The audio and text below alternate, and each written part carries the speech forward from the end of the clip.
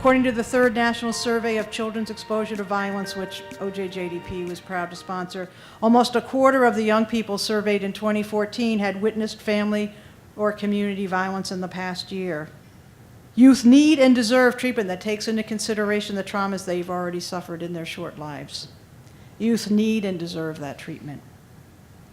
Comprehensive systemic improvement requires that we address the trauma that almost all youth in the juvenile justice system have experienced. That's why OJJDP is a strong advocate of trauma-informed care. There's really high rates of post-traumatic stress disorder among staff in corrections and really throughout the justice system, much higher than the national average, and similar to kids in the justice system. So again, I want you to have this image that in a facility, we have potentially a lot of traumatized kids and a lot of traumatized adults in a closed space.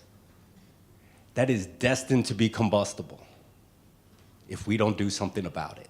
Several years back in 2005, our agency moved from what was happening at our site, which was a traditional institutional model, to a more therapeutic model, looking at basically preserving the dignity of kids. Oftentimes in organizations, institutions, cultures develop by default. So we train staff to think about their thinking, think about how that thinking is impacting them emotionally, and then have them reframe the thinking if they need to so that they're better prepared and less apt to have a thoughtless reaction when they're interacting with a kid. Because we all know that with traumatized kids, they will react without thinking.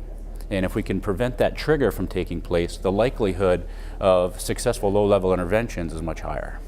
We have to give kids hope that the next day will be better. And I have to start with, if I don't have healthy staff, I'm never going to have the healthy kids in our facilities or on parole or anything in the community that we serve. We have to lead by example. We've made family involvement a huge endeavor, getting the families directly involved with our youth, their processing, their treatment plans, and helping them understand the trauma that the youth are going through, dealing with, the resiliency that the youth have, so that when that youth goes back home, everybody's better equipped to deal with it in an ongoing nature.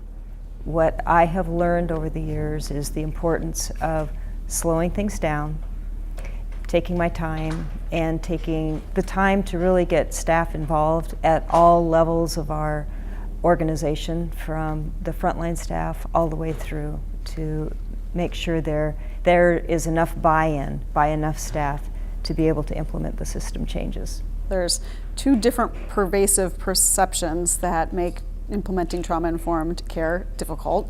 One of them is a perception that being trauma-informed means not holding people accountable. The other perception that I think really gets in the way of trauma-informed care implementation is perceived vulnerability. If staff say, yes, I'm negatively impacted, or I'm having a difficult time because of the secondary stress or the vicarious trauma that I'm experiencing, there's a vulnerability that's really difficult for many of our staff to tolerate.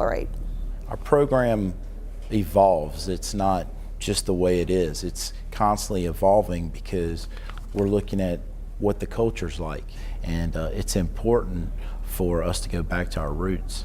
And as administrators and as people that run agencies like this, to remember what it is that the frontline staff are dealing with. Because if we address that, then we go back to kind of what our model's all about, is having positive adult role models with kids. They can be positive and they can be productive if we address what the needs of the staff are.